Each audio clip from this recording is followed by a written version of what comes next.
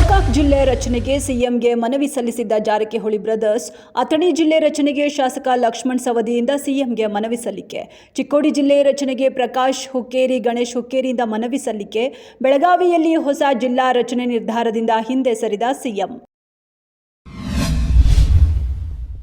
ವಿಜಯಪುರ ಜಿಲ್ಲೆಯ ತಿಕೋಟ ತಾಲೂಕು ಅನ್ನು ನೀರಾವರಿ ತಾಲೂಕಾಗಿಸಿದ್ದು ಸಚಿವ ಎಂಬಿ ಪಾಟೀಲ್. ರೈತರ ಕೃಷಿ ಭೂಮಿ ಇಂದು ಸಮೃದ್ಧವಾಗಿ ಬೆಳೆಗಳಿಂದ ನಳನಳಿಸುತ್ತಿದೆ. ಇದಕ್ಕೆ ಕಾರಣರಾದ ಸಚಿವ ಎಂಬಿ ಪಾಟೀಲ್ಗೆ ರೈತರು ಹಣ್ಣು ಬೆಳೆಗಳಿಂದಲೇ ತುಲಾಭಾರ ಮಾಡಿ ಕೃತಜ್ಞತೆ ಸಲ್ಲಿಸಿದ್ದಾರೆ. ಕೃತಜ್ಞತೆಯ ರೂಪದಲ್ಲಿ ಜಿಲ್ಲಾ ಉಸ್ತುವಾರಿ ಸಚಿವ ಎಂಬಿ ಪಾಟೀಲ್ರಿಗೆ ರೈತ ಬಂಧುಗಳು ಸಮರ್ಪಿಸಿದ ತುಲಾಭಾರ. ಸುದೀಪ್ ಹೇಳಿದ ಒಂದು ಮಾತಿನಿಂದ ಇದೀಗ ಎಲ್ಲೆಡೆ ಗದ್ದಲ ಶುರುವಾಗಿದೆ. ದರ್ಶನ್ ಹಾಗೂ ಸುದೀಪ್ ಫ್ಯಾನ್ಸ್ ನಡುವೆ ಟಾಕ್ ವಾರ್ ಕೂಡ ಆರಂಭ.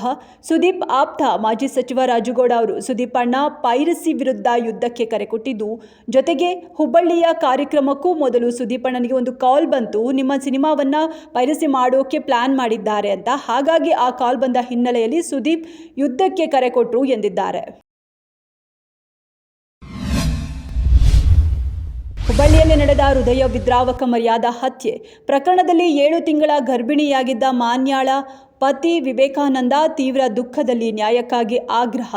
ಆತನಿಗೆ ಗಲ್ಲು ಶಿಕ್ಷೆ ವಿಧಿಸಬೇಕೆಂದು ಆಗ್ರಹಿಸಿದ್ದಾರೆ. ಮಾನ್ಯಾಳ ತಂದೆ ಹಿಂದೆ ಮುಸ್ಲಿಂ ಹುಡುಗಿಯೊಬ್ಬರನ್ನ ಪ್ರೀತಿಸಿದ್ರು. ಅವಾಗ ಅವರಿಗೆ ಜಾತಿ ಮುಖ್ಯವಾಗಿರಲಿಲ್ಲ. ಪ್ರಕರಣದಲ್ಲಿ ಪೊಲೀಸರು ಹಲವು ಬಾರಿ ಮಧ್ಯಪ್ರವೇಶಿಸಿ ಎಚ್ಚರಿಕೆ ನೀಡಿದ್ದರೂ ಕೊಲೆಯಾಗಿದೆ.